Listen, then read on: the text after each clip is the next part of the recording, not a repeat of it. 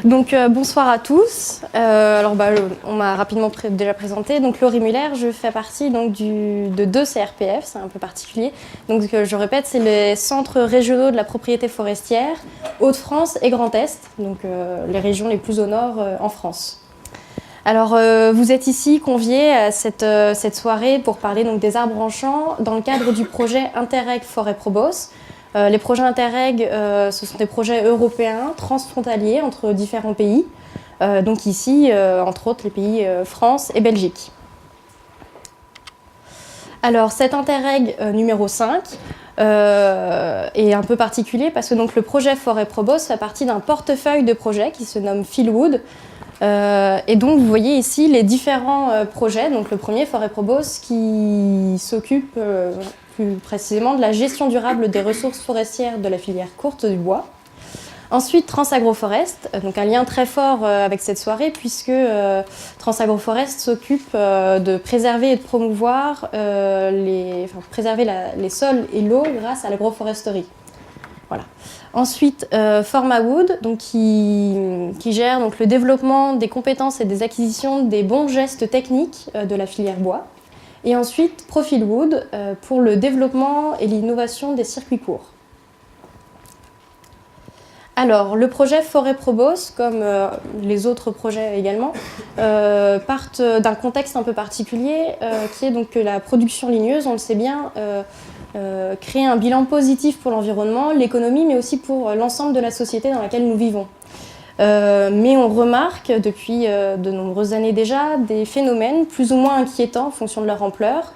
Le premier qui est donc la régression de certains peuplements forestiers de bonne production, mais aussi le morcellement des propriétés au fur et à mesure des successions et l'accès difficile des parcelles, des massifs forestiers, que ce soit en Wallonie, surtout sur la desserte forestière, mais en France aussi, il y a un certain problème sur l'accès de la partie route publique jusqu'au massif forestier.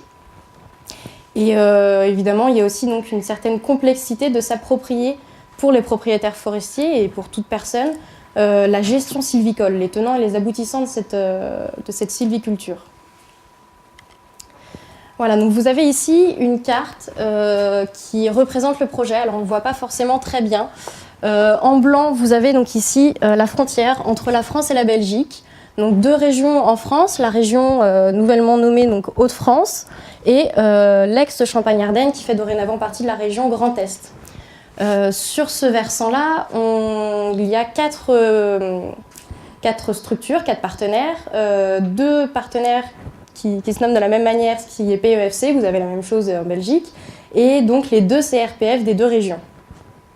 Ensuite, pour la partie wallonne, nous avons donc le CARA, donc le Centre pour l'agronomie et l'agro-industrie.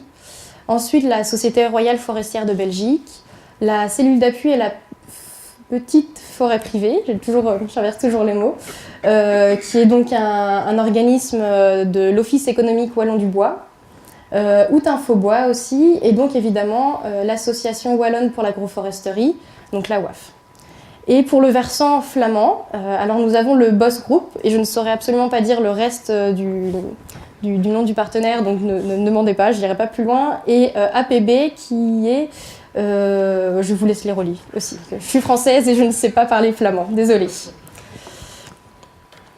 Ensuite, finalement, ce projet, c'est une véritable coopération transfrontalière.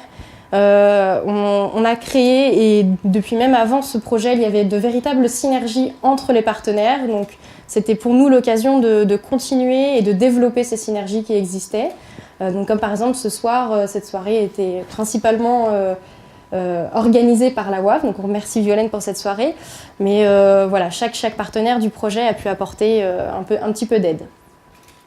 Ensuite, ce projet est fortement basé sur l'innovation, sur toutes les composantes du projet, je vous parlerai un petit peu après.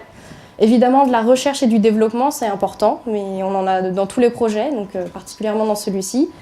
Et grâce finalement à la multiplicité de ces partenaires, on a une réelle force d'action.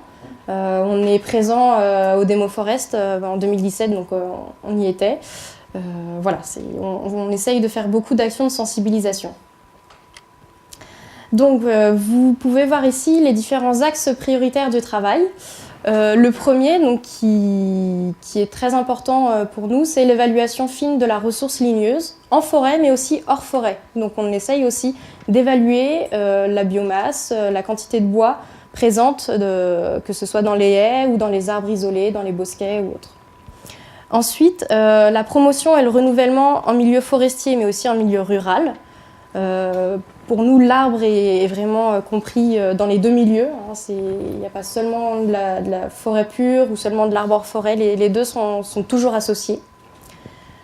Ensuite, on essaye de travailler aussi, comme je vous l'ai dit, sur l'élaboration d'un schéma d'accès territorial, d'accès sécurisé au massif forestier, parce qu'on a vu qu'il y avait un sérieux souci de ce côté-là. Ensuite, si vous le voyez mieux que moi, la formation et la sensibilisation des nouveaux propriétaires forestiers.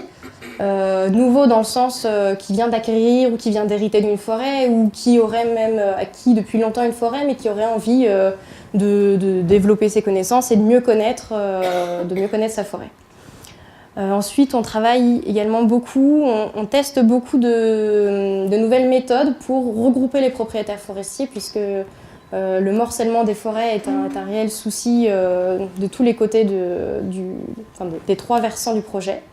Et ensuite, alors c'est un mot un petit peu barbare peut-être, acculturation des acteurs du territoire, c'est finalement la sensibilisation, le développement des connaissances au sein des différents acteurs, donc que ce soit les agriculteurs, les propriétaires forestiers, les promeneurs en forêt ou bien même les élus, on essaye de travailler de tous les côtés. Et donc finalement, vous êtes ici dans le cadre d'un de ces axes prioritaires, enfin d'un ou deux de ces axes prioritaires, mais surtout le renouvellement des ressources ligneuses. Donc le projet Forêt Probos, un site, grâce à cette action, un site fortement au reboisement et au renouvellement des ressources ligneuses, en forêt et hors forêt, si on travaille pour l'agroforesterie. Donc, comme je vous l'ai dit, on réalise beaucoup d'actions de sensibilisation et vous le verrez dans les guichets d'information, vous pouvez demander des visites gratuites de diagnostic et de conseils. Les différents partenaires répondront présents et seront prêts à les réaliser. Et évidemment, pour vous tenir informés, vous pouvez vous souscrire aux newsletters du projet et des différents partenaires du projet. Voilà.